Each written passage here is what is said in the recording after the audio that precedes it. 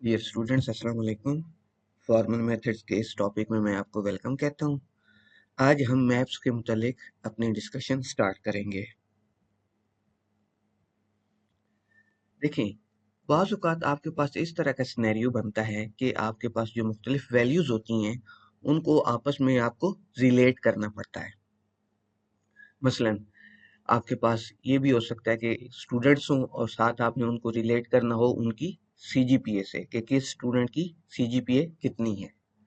इसी तरह आपके पास किसी भी हॉस्पिटल के अंदर कोई आपके पास पेशेंट्स हो सकते हैं जिनको कि आपने रिलेट करना हो सकता है उन्होंने जो भी ट्रीटमेंट करवाया है। तो ये वो चीज़ है कि जहाँ पर आपके पास जो कंप्यूटेशनल सिस्टम्स होते हैं उनमें मुख्तलिफ वैल्यूज़ को आपको जब आप रिलेट करते हैं तो ऐसे सिनेरियोज में फिर आपके पास क्या चीज़ आती है, हमारे पास आते हैं मैप्स।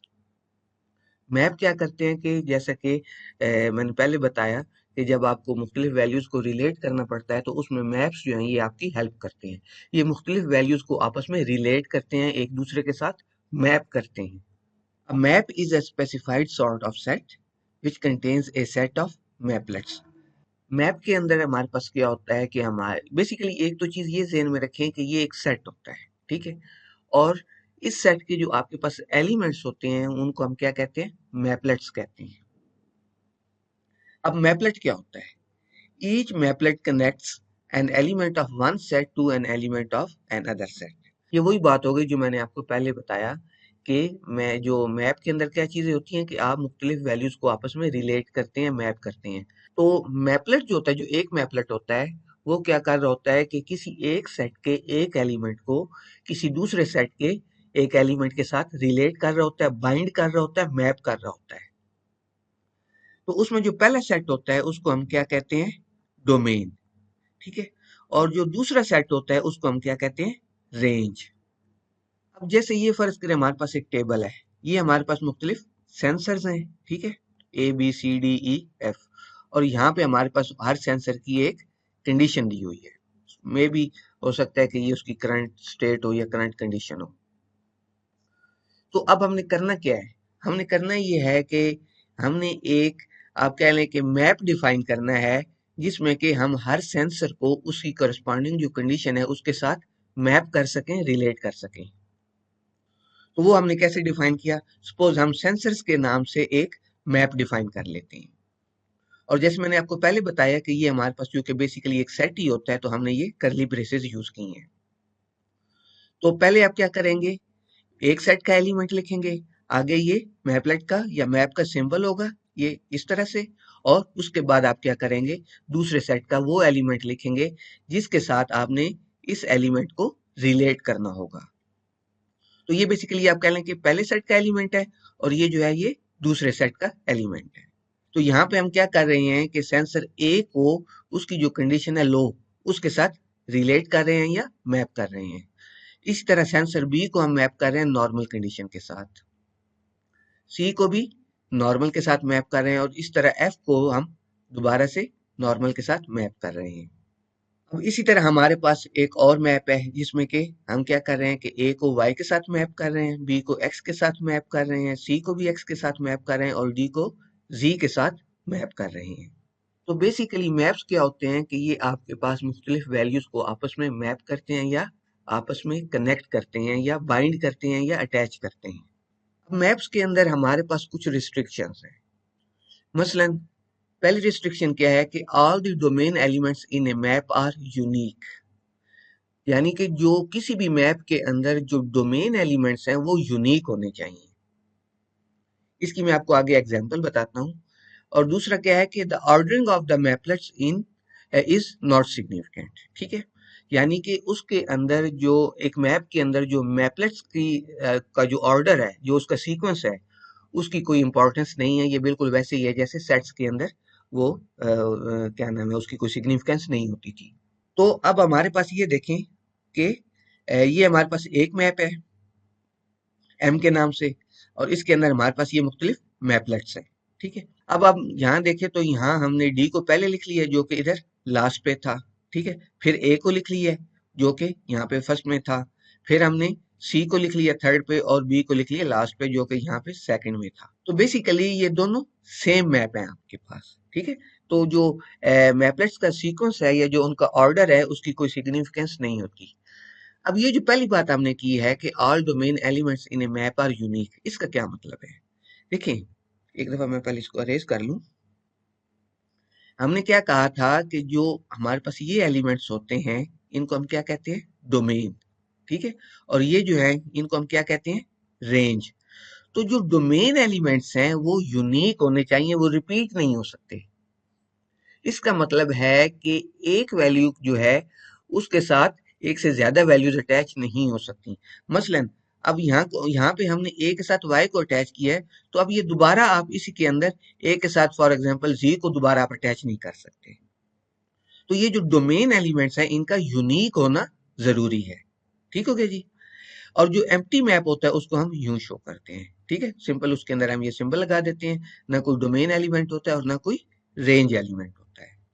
अब हम मैप के ऑपरेटर्स की बात करते हैं। तो जो दो कॉमन ऑपरेटर्स हैं हमारे पास उनमें कौन कौन से हैं? डोमेन और range. The domain operator returns the set of all domain elements of the maplets. एक मैप के अंदर जितने भी डोमेन एलिमेंट्स हैं वो हमें कैसे मिलते हैं? By using domain operator.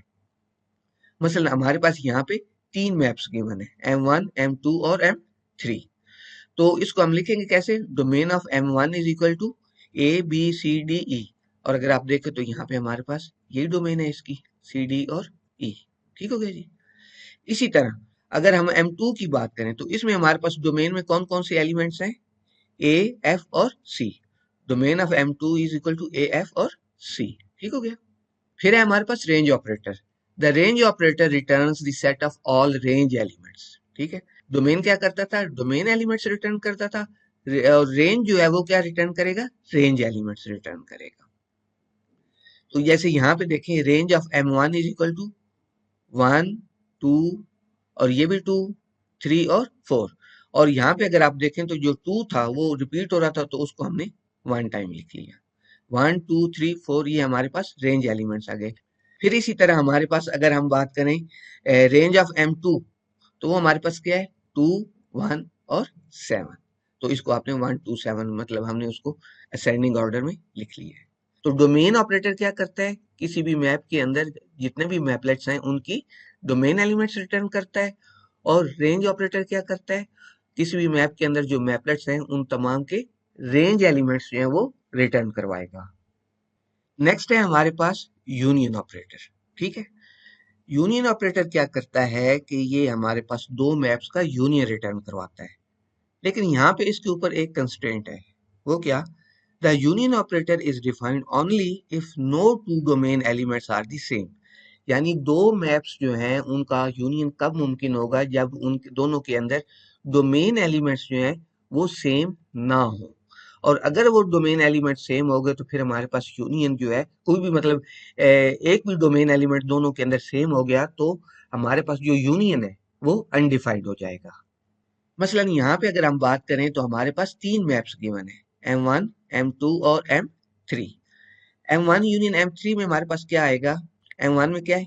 A1 ये आ गया, B2 C2, ठीक है, C2 ये, ठीक है, D3 और E4 ये हमने एज इट इज लिख लिए। और उसके बाद हमने क्या किया कि M3 के एलिमेंट्स लिख लिए, F और G वाले, ठीक हो गया जी।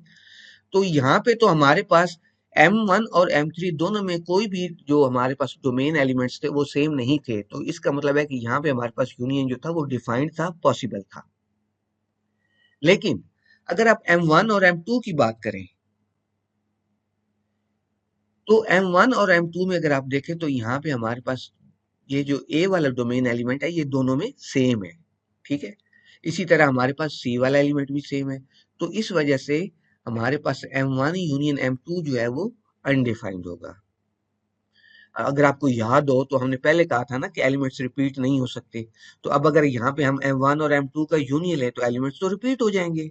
तो इस वजह से जो हमारे पास मैप्स, ऐसे मैप्स जिनके अंदर कोई एक भी डोमेन एलिमेंट जो है वो दोनों में सेम हो जाए या रिपीट हो जाए तो उन दोनों मैप्स का यूनियन जो होता है वो अनडिफाइंड हो जाता है।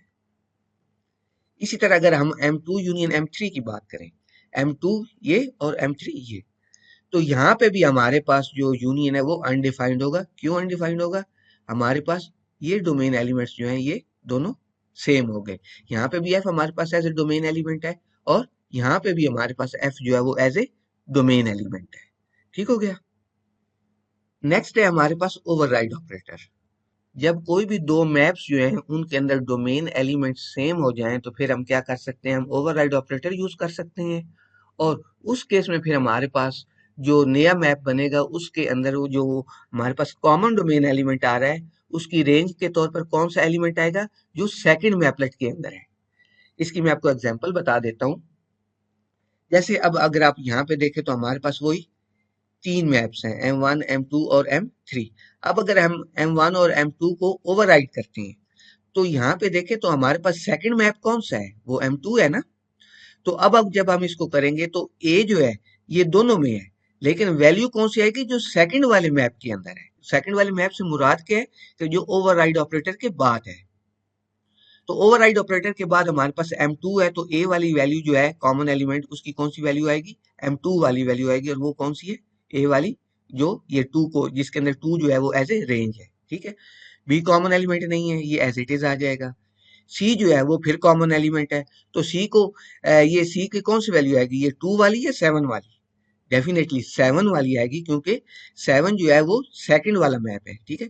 तो ये जो हम कह रहे हैं ना, सेकंड मैपलेट मीन्स अगर दो कॉमन है वो उसमें दो मैप्स के अंदर सेम डोमेन एलिमेंट आ जाए तो सेकंड वाला जो मैप होता है उसका एलिमेंट विन कर जाता है, तो उसका यही मतलब है। अब यहाँ पे M2 जो है वो सेकंड मैप है, तो ये जो C जो है ये यहाँ पे कॉमन है, तो सेकंड वाला जो मैप है उसकी वैल्यू विन करेगी, बिल्कुल वैसे ही जैसे A वाले केस में था।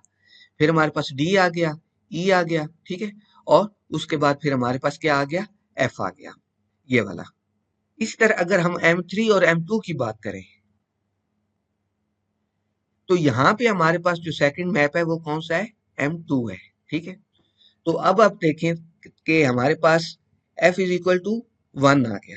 ठीक है। F1 क्यों आया, क्योंकि सेकंड मैपलेट के अंदर F1 है। ठीक है। तो वो सेकंड वाला मैप जो था वो विन करता है, तो F को हमने 1 वाला कर दिया, 1 जिसमें डोमेन थी।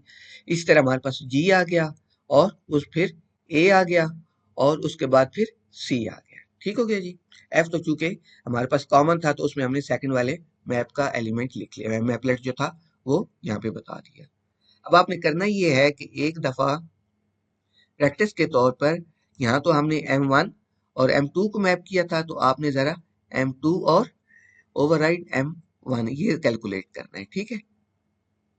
इसी तरह आपने M2 ओवरराइड M3 ये भी आपने कैलकुलेट करना है। ठीक हो गया जी, एक्सरसाइज के तौर पर। नेक्स्ट है हमारे पास डोमेन रिस्ट्रिक्शन ऑपरेटर, और इसका हमारे पास जो सिंबल है वो ये वाला है। ठीक है। डिफाइंड विद टू ऑपरेंड्स, इसके दो ऑपरेंड्स होते हैं हमारे पास।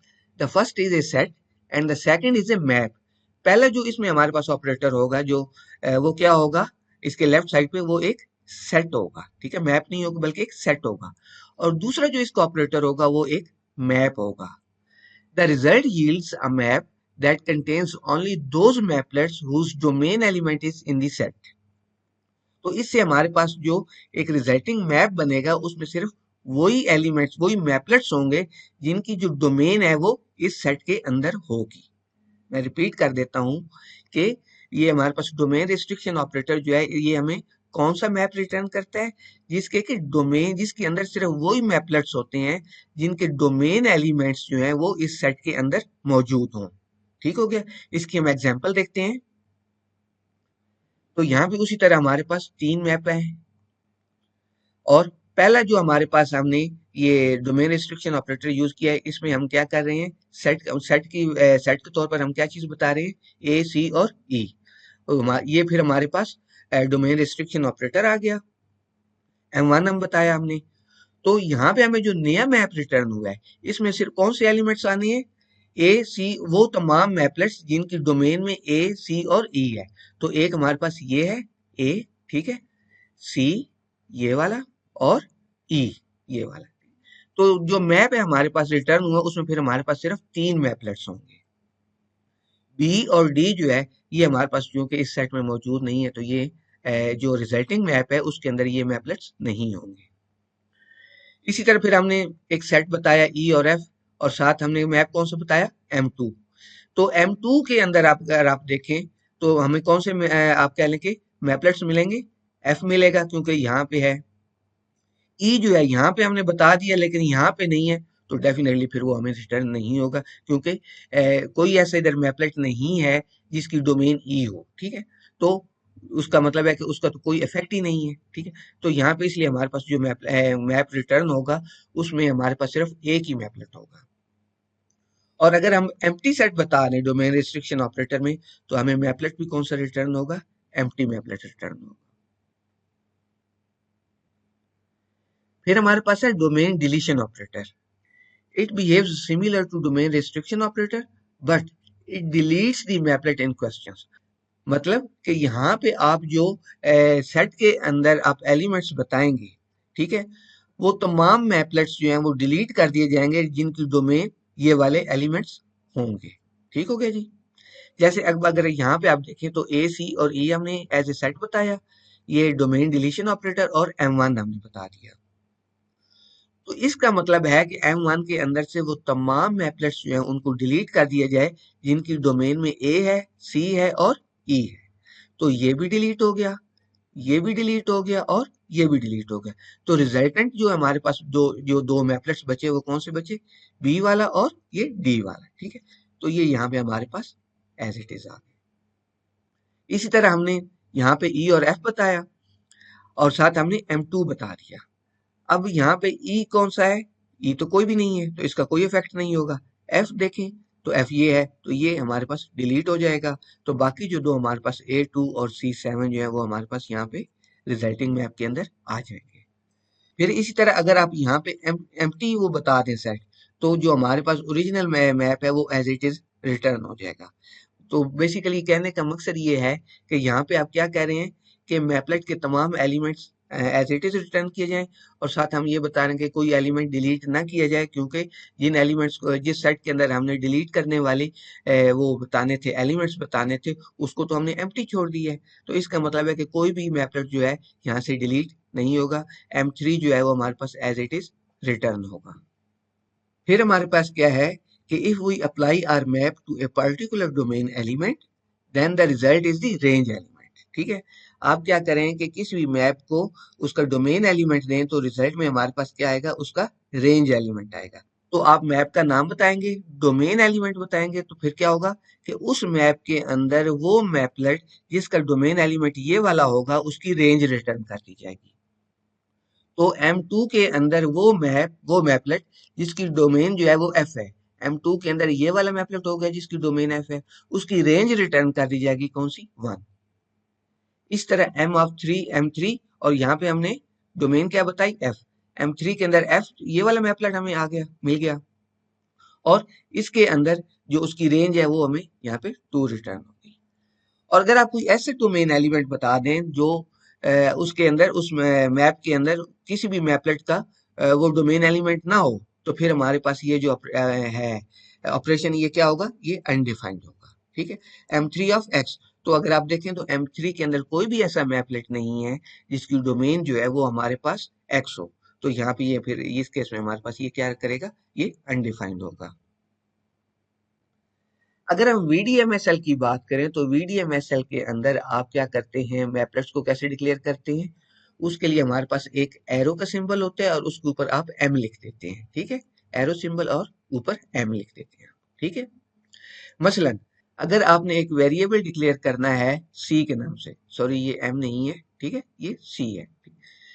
To declare a variable C that maps characters to natural numbers, we would write, यानी अगर आप करना क्या चाह रहे हैं कि आप एक मैप बनाना चाह रहे हैं जिसके अंदर जो करेक्टर्स हैं, ठीक है, वो हर करेक्टर जो है वो किसी नेचुरल नंबर को रिलेट करे या उसे उसके साथ आप उसको बाइंड करना चाह रहे हैं, तो उसको फिर आप कैसे डिक्लेयर करेंगे, C:4, ठीक है, ये उसकी टाइप होगी, और आगे वही एरो का सिंबल, ऊपर M लिख दिया और आगे नेचुरल नंबर की टाइप आपने बता दी।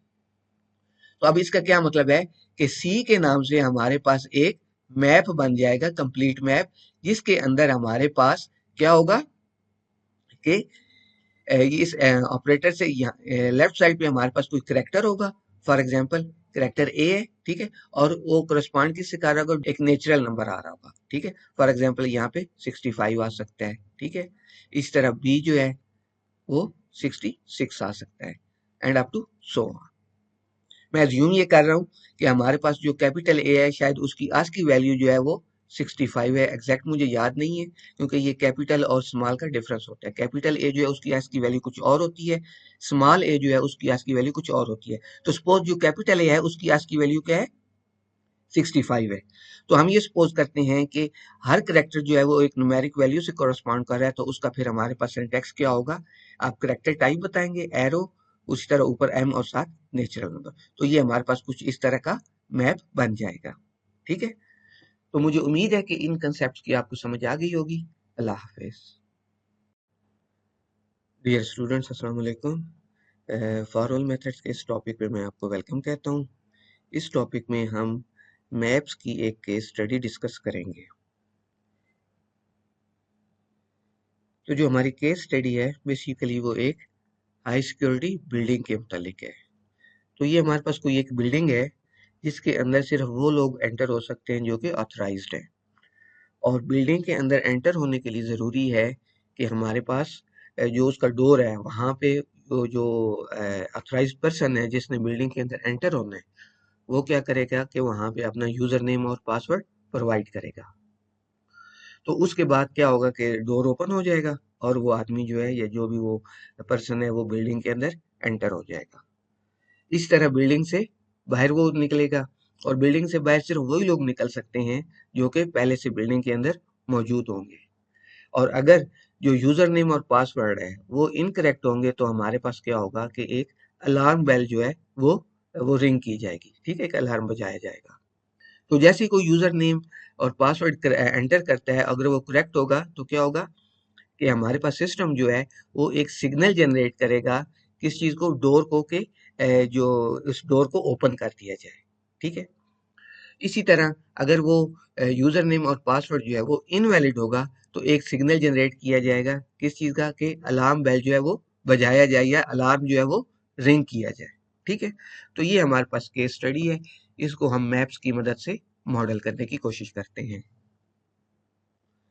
यहाँ पे हमारे पास उसकी यूएमएल डायग्राम गिवन है। सिक्योरिटी सिस्टम के नाम से हमारे पास मेन क्लास है, इसके अंदर हमारे पास दो कलेक्शन है।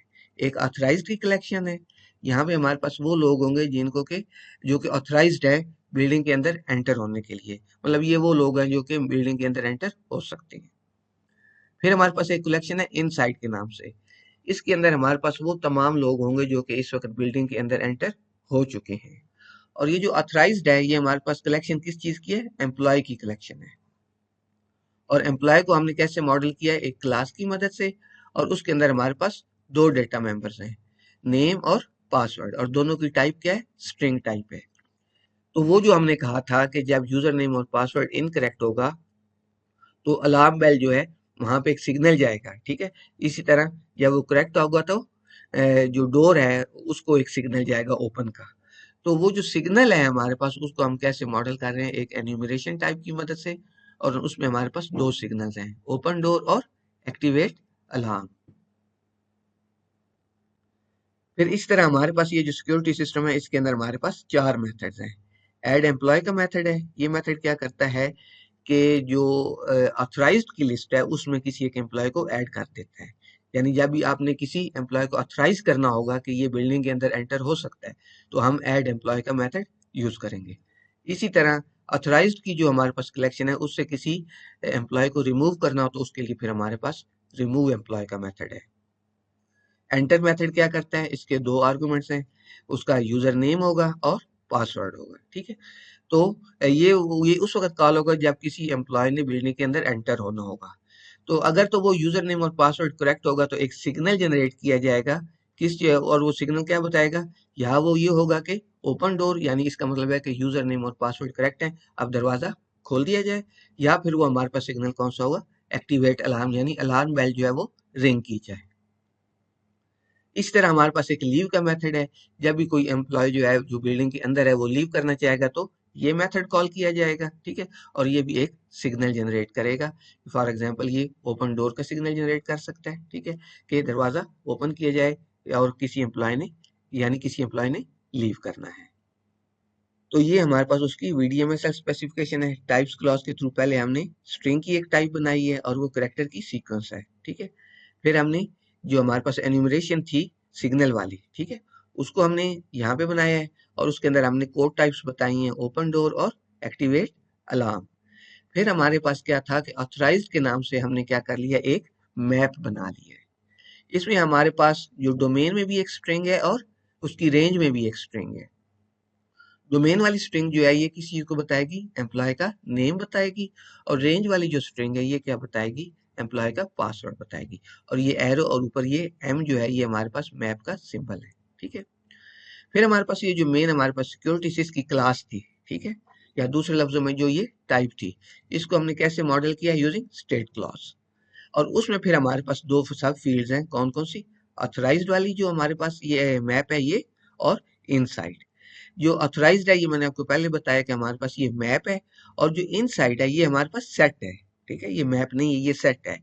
और इस सेट के अंदर हमारे पास उन एम्प्लॉयज के सिर्फ नाम होंगे, पासवर्ड की जरूरत तो हमें है नहीं, क्योंकि एक एम्प्लॉय जो बिल्डिंग में एंटर हुआ डेफिनेटली वो ऑथराइजेशन उसकी हो चुकी है, उसका यूजर नेम और पासवर्ड जो है वो वैलिड था, तो वो बिल्डिंग के अंदर एंटर हुआ है, ठीक है।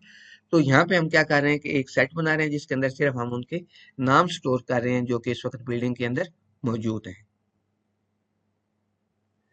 अब यहाँ पे हमारे पास उसकी ये उसका हमने इन्वेरिएंट बताया है। इन्वेरिएंट में हम क्या कर रहे हैं कि सिक्योरिटी सिस्क वाली हमने क्लास बताई है मेक फंक्शन के थ्रू, और उसके आगे डेटा मेंबर्स बताए हैं। दो डेटा मेंबर्स थे हमारे पास, ठीक है, ऑथराइज्ड वाला और इनसाइड वाला।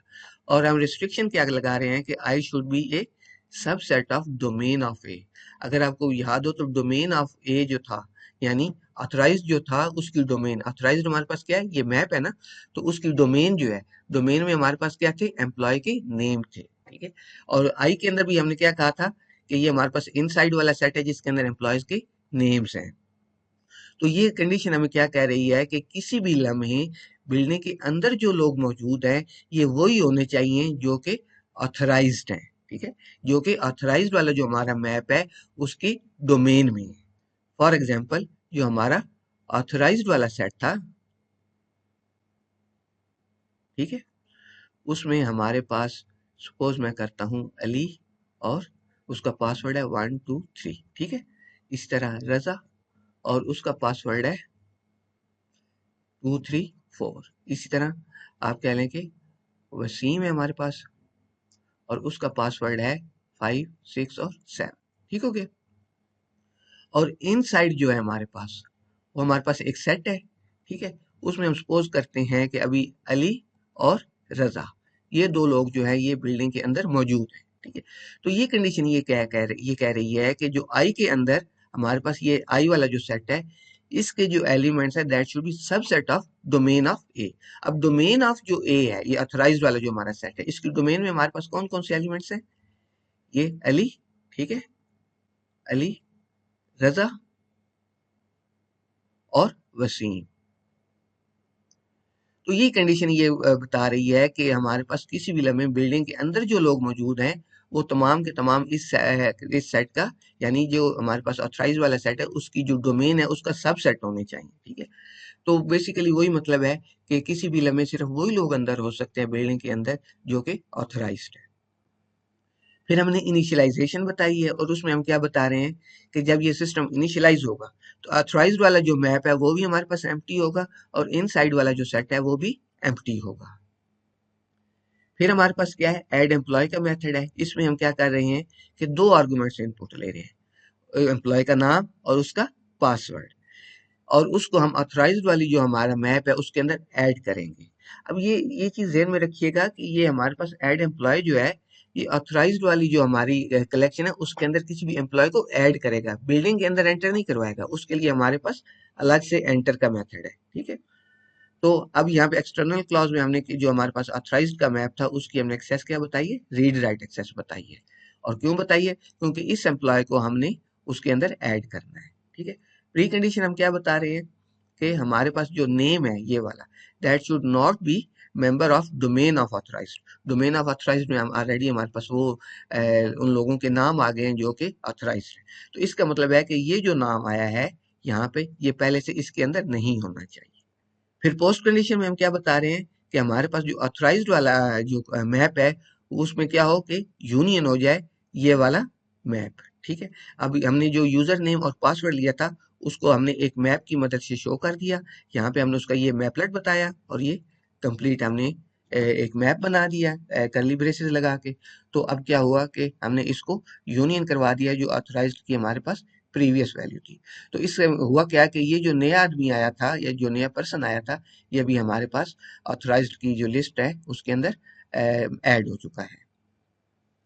रिमूव एम्प्लॉय का हमारे पास मेथड है। यहाँ पे हमें पासवर्ड बताने की जरूरत नहीं है, सिर्फ हम एम्प्लॉय का नाम बताएंगे तो वो ऑथराइज्ड की जो हमारी लिस्ट है, जो कलेक्शन है उसके अंदर से रिमूव हो जाएगा। ठीक है, एक्सटर्नल क्लॉज में हमने क्या बताया है, रीड राइट की एक्सेस बताई है और उसमें हमने ऑथराइज्ड वाला अपना मैप बता दिया, और रीड की एक्सेस बताई है कौन सी, इनसाइड वाली, कि हमारे पास जो वो जिस एम्प्लॉय को आपने रिमूव करना है वो हमारा वो कि इस वक्त बिल्डिंग के अंदर मौजूद नहीं होना चाहिए। तो चूंकि हमारे पास ये जो इनसाइड वाली वाला जो सेट है, इसको हमने रीड मतलब इसके अंदर कोई चीज चेंज नहीं करनी, सिर्फ इसको रीड करना है, इसको कंडीशन के तौर पर इस्तेमाल करना है। तो इस वजह से यहाँ पे हमने इसकी जो एक्सेस है वो रीड ओनली की एक्सेस बताई है। प्री कंडीशन में हम क्या कह रहे हैं कि name in should be A member of domain of authorised, यानी वो इस सेट का हिस्सा होना चाहिए। यानी दूसरे लफ्जों में जिस पर्सन को आप रिमूव कर रहे हैं वो पर्सन पहले से ऑथराइज्ड वाली जो हमारा मैप है उसके अंदर वो ऐड होना चाहिए। And name in should not be member of inside, ठीक है, और वो बिल्डिंग के अंदर मौजूद नहीं होना चाहिए। यानी इसका मतलब ये है कि जिस पर्सन को आपने रिमूव करना है वो जब आप उसको रिमूव करने लगे, एक तो ये कि वो ऑथराइज्ड पर्सन की लिस्ट में होना चाहिए और उस वक्त वो शख्स बिल्डिंग के अंदर नहीं होना चाहिए, क्योंकि फिर तो एरर आ जाएगा कि एक शख्स जो है वो बिल्डिंग के अंदर मौजूद भी है और आपने उसको ऑथराइज्ड की लिस्ट से निकाल भी दी है, तो मतलब कि एक अनऑथराइज्ड पर्सन बिल्डिंग के अंदर मौजूद है, क्योंकि अब ऑथराइज्ड वाली लिस्ट से वो निकल चुका है। तो इसलिए हम साथ ये भी इंश्योर कर रहे हैं कि जब उस पर्सन को आप रिमूव करें तो वो हमारे पास इनसाइड वाला जो सेट है उसके अंदर मौजूद ना हो। पोस्ट कंडीशन में हम क्या बता रहे हैं, authorised is equal to name, और साथ हमने वो डिलीशन ऑपरेटर बताया और ऑथराइज्ड वाला मैप बता दिया। यानी इस वाले मैप के अंदर से वो वाला मैपलेट रिमूव हो जाए जो जिसकी डोमेन जो है वो ये है। ठीक है, सपोज हमने करना क्या था कि हमने रजा वाला जो एम्प्लॉय था उसको रिमूव करना था, तो ये हमारे पास क्या बन जाएगा, रजा। ठीक है, और ये डिलीशन ऑपरेटर, और यहाँ पे हमारे पास ये ऑथराइज्ड वाला मैप आ गया। ठीक है, ये प्रीवियस उसकी वैल्यू जो मिली थी। तो हमारे पास जो ये वाला मैपलेट है, ठीक है, अथराइज में से वो रिमूव हो जाएगा, और फिर हमारे पास जो मैप बचेगा उसमें हमारे पास एक ये मैपलेट होगा और एक ये मैपलेट होगा। ठीक हो गया जी, तो ये हमने पोस्ट कंडीशन के तौर पर बता दिया है। नेक्स्ट है हमारे पास एंटर। अब हमने एक पर्सन को बिल्डिंग के अंदर एंटर करवाना है। ठीक है, तो उस केस में हमारे पास जो मेथड कॉल होगा वो कौन सा मेथड होगा, एंटर का मेथड होगा। अब इसके में हमारे पास दो आर्गुमेंट्स हैं, यूजर नेम और पासवर्ड। तो जब ये पर्सन एंटर होने की कोशिश करेगा, अगर इसका यूजर नेम और पासवर्ड जो है वो वैलिड होगा तो एक सिग्नल जनरेट होगा। ठीक है, बल्कि ये दोनों केसेस में सिग्नल जनरेट करेगा। जब वो वैलिड होगा तब भी सिग्नल जनरेट करेगा, और जब वो इनवैलिड होगा तब भी सिग्नल जनरेट करेगा। जब यूजर नेम और पासवर्ड वैलिड होगा तो कौन सा सिग्नल जनरेट होगा, ओपन डोर का, यानी वो पर्सन जो है वो ऑथराइज्ड पर्सन है, वो बिल्डिंग में एंटर हो सकता है। और जब यूजर नेम या पासवर्ड इनकरेक्ट होगा तो फिर भी एक सिग्नल जनरेट होगा, लेकिन उस केस में वो कौन सा सिग्नल होगा, वो एक्टिवेट अलार्म वाला सिग्नल होगा, यानी कि अलार्म बेल जो है वो रिंग की जाए। ठीक हो गया, तो इसकी एक्सटर्नल क्लॉज में हमने क्या किया है कि जो ऑथराइज्ड वाला हमारा मैप है वो हमने बताया है, उसकी एक्सेस जो हमने बताई है वो क्या बताई है, रीड ऑनली, क्योंकि उसको अपडेट तो हमने करना नहीं, सिर्फ इस पर्सन को वेरीफाई करना है और उसके लिए सिर्फ इसको इस मैप को हमें रीड करने की जरूरत है। हाँ, ये जो हमारे पास इनसाइड वाला सेट है इसको हमने राइट भी करना है, क्योंकि ये जो पर्सन अब बिल्डिंग के अंदर एंटर होने लगा है, अगर तो ये वैलिड यूजर नेम और पासवर्ड प्रोवाइड करेगा तो डेफिनेटली फिर हमने जो इनसाइड वाला सेट है उसको अपडेट करना पड़ेगा, या दूसरे लफ्जों में वो जो पर्सन है वो अब चूंकि बिल्डिंग के अंदर एंटर हो चुका होगा तो इनसाइड वाला सेट जो है उसके अंदर भी उस पर्सन की एंट्री होनी होगी। प्री कंडीशन में हमने ट्रू बता दिया, मतलब कोई प्री कंडीशन नहीं है। फिर हमारे पास उसकी पोस्ट कंडीशन है।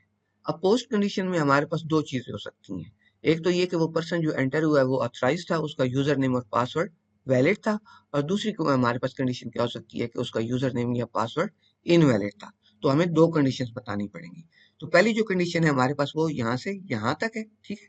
और दूसरी कंडीशन जो है वो यहाँ से यहाँ तक है, ठीक है। और दरमियान में हमारे पास और ऑपरेटर है। तो पहली कंडीशन हम क्या कर रहे हैं कि ये बेसिकली हमने मैप को अप्लाई करवाया, ऑथराइज्ड हमारे पास मैप का नाम था, और यहाँ पे हमने डोमेन बता दी कौन सी, जो उस पर्सन का नाम था। तो बेसिकली आपको पता है ना कि जब हम ये इस तरह मैप और आगे उसके डोमेन का नाम बताएं तो उस मैपलेट की रेंज हमें मिल जाती है। तो ये जिस पर्सन का नाम होगा उसकी रेंज में हमारे पास उसका पासवर्ड आ जाएगा, ठीक हो गया। जैसे अगर मैं ऑथराइज्ड और ये वाला हमारा मैप था, ठीक है। अब मैं ऑथराइज्ड और आगे मैं बता देता हूँ अली, ठीक है। तो ये हमें क्या रिटर्न करेगा, 1 2 3, ठीक है। ये 1 है, 1 2 3। तो ये बिल्कुल वही चीज है, ठीक है। तो हमें यहाँ से पासवर्ड रिटर्न होगा और वो पासवर्ड को हम मैच करेंगे इस वाले पासवर्ड से। तो क्या वो अगर तो वो मैच हो जाते हैं तो इसका मतलब है कि पासवर्ड तो हमारे पास वो पर्सन उसका वैलिड पासवर्ड है। And name in not member of inside. और दूसरे हमने कंडीशन क्या बता दी कि वो जो पर्सन है वो पहले से बिल्डिंग के अंदर मौजूद नहीं है। यानी एक तो वो वैलिड पर्सन है और दूसरा साथ कंडीशन ये है कि वो ऑलरेडी बिल्डिंग के अंदर मौजूद नहीं है, ठीक है। तो उस केस में हमारे पास क्या हो रहा है कि inside is equal to inside previous value, और उसके अंदर हमने उस वो जो नया पर्सन था उसको भी ऐड करवा दिया। यानी अब ये पर्सन जो है ये भी बिल्डिंग के अंदर जो हमारे पास इनसाइड वाला जो सेट है उसके अंदर ऐड हो गया। और सिग्नल हमने कौन सा जनरेट करवाया है, ओपन डोर। और ये चूंकि आउटपुट वेरिएबल भी है तो ये ओपन डोर का सिग्नल जो है इस फंक्शन से आउटपुट हो जाएगा, या दूसरे लफ्जों में डोर जो है वो ओपन कर दिया जाएगा। दूसरे केस में हमारे पास क्या हो सकता है कि जो उसका जो पासवर्ड है, बिल्कुल जैसे यहाँ पे हमें पासवर्ड रिटर्न हुआ था वो यहाँ पे भी हमें पासवर्ड रिटर्न होगा, that is not equal to password provided by the user. तो इसका मतलब है कि वो यूजर इनवैलिड है, ठीक है। या अगर तो या तो वो पासवर्ड इनवैलिड है, या अगर पासवर्ड वैलिड तो और वो जो यूजर है वो पहले से बिल्डिंग के अंदर मौजूद है। तो दोनों केसेस में हमारे पास क्या होगा कि जो हमारे पास इनसाइड वाली आप कह ले के अरे है उसको वो प्रीवियस वैल्यू असाइन होगी। और सिग्नल अब हम कौन सा जनरेट करवा रहे हैं, एक्टिवेट अलार्म का। इसका मतलब ये है कि या तो वो उसने यूजर नेम और पासवर्ड इनवैलिड दी है, या वो उस तरह का एक यूजर पहले से बिल्डिंग के अंदर मौजूद है। तो उस केस में फिर हमारे पास जो सिग्नल जनरेट होगा वो एक्टिवेट अलार्म का होगा। जो अलार्म बेल है वो रिंग करना शुरू कर देगी। तो दोनों केसेस में हमारे पास ये जो वेरिएबल है सिग्नल ये आउटपुट होगा, ठीक है। वैलिड के केस में ओपन डोर हो जाएगा और इनवैलिड के केस में हमारे पास एक्टिवेट अलार्म वाली वैल्यू जो है वो रिटर्न होगी। फिर हमारे पास है लीव का मेथड। इस तरह एक पर्सन जब जो बिल्डिंग के अंदर मौजूद है वो जब लीव करना चाहेगा, बिल्डिंग को छोड़ना चाहेगा, तो उस केस में हमारे पास ये वाला मेथड कॉल होगा। इसमें हमारे पास उसका जो नेम है वो हम इनपुट देंगे और आउटपुट में हमारे पास एक सिग्नल आएगा। एक्सटर्नल क्लॉज में हमने क्या किया है कि रीड राइट एक्सेस बताई है किसकी, इनसाइड की। इनसाइड वाली जो हमारे पास सेट है उसकी रीड राइट एक्सेस हमने क्यों बताई है, क्योंकि जब ये पर्सन बिल्डिंग से लीव करेगा तो डेफिनेटली इनसाइड वाली जो हमारी अरे है उससे हमने इस पर्सन का नाम रिमूव करना है, ठीक हो गया जी। और प्री कंडीशन जो है वो हमने क्या बता दी, ट्रू बता दी। फिर हमारे पास पोस्ट कंडीशन है। पोस्ट कंडीशन में हम क्या बता रहे हैं कि जिस पर्सन ने लीव करना है पहले से वो इनसाइड का मेंबर होना चाहिए, and inside is equal to inside previous value और डिफरेंस ऑपरेटर और साथ ये नेम इन। ये भी एक अब हमारे पास सेट बन गया। तो हमने डिफरेंस ऑपरेटर यूज करते हुए ये जो पर्सन था, ठीक है, इसको इस सेट से माइनस कर दिया। और सिग्नल जो था वो उसको हमने क्या वैल्यू साइन कर दी, ओपन डोर। मतलब कि जो पर्सन लीव करना चाह रहा था वो एक वैलिड पर्सन है जो ऑलरेडी बिल्डिंग के अंदर मौजूद है, और वो हमारे पास जो इनसाइड वाला सेट है उसका मेंबर भी है। तो उस केस में हमने क्या किया कि ये ओपन डोर वाला सिग्नल जनरेट करवा दिया। दूसरा जो हमारे पास सिनेरियो क्या हो सकता है कि जो पर्सन बिल्डिंग लीव करना चाह रहा है वो इनसाइड का मेंबर नहीं है, मतलब वो पहले से बिल्डिंग के अंदर मौजूद नहीं है, या दूसरे लफ्जों में ये बेसिकली एक एरर कंडीशन को शो कर रहा है। एंड इनसाइड की inside is equal to inside previous value. जब वो पहले से बिल्डिंग के अंदर नहीं है तो क्या होगा कि जो नई वैल्यू और पुरानी वैल्यू बराबर हो जाएंगी, ठीक है। तो उस सूरत में फिर हम क्या करेंगे कि एक्टिवेट अलार्म वाला जो सिग्नल है वो जनरेट हमने करवाना है। तो सिग्नल को हमने क्या वैल्यू असाइन कर दी, एक्टिवेट अलार्म की। तो ये हमारे पास चूंकि सिग्नल जो है ये आउटपुट वैल्यू वेरिएबल है, तो इस केस में हमारे पास फिर एक्टिवेट अलार्म वाला सिग्नल जो है वो जनरेट होगा और अलार्म बेल रिंग करनी शुरू कर देगी। ठीक है, तो दूसरे लफ्जों में जब वो एक वैलिड पर्सन होगा जो ऑलरेडी बिल्डिंग के अंदर मौजूद है, तो उस केस में क्या होगा, डोर ओपन का सिग्नल, ये ओपन डोर का सिग्नल जनरेट होगा। और अगर कोई एरर है, यानी एक ऐसा पर्सन रिमूव बिल्डिंग से लीव करने की कोशिश कर रहा है जो कि बिल्डिंग के अंदर है ही नहीं, सिस्टम के अंदर, सिस्टम में उसकी एंट्री नहीं है इनसाइड वाली कलेक्शन में, तो उस केस में क्या होगा कि एक्टिवेट अलार्म वाला जो हमारे पास सिग्नल है वो जनरेट होगा। तो मुझे उम्मीद है कि इस केस स्टडी की आपको समझ आ गई होगी। अल्लाह हाफिज।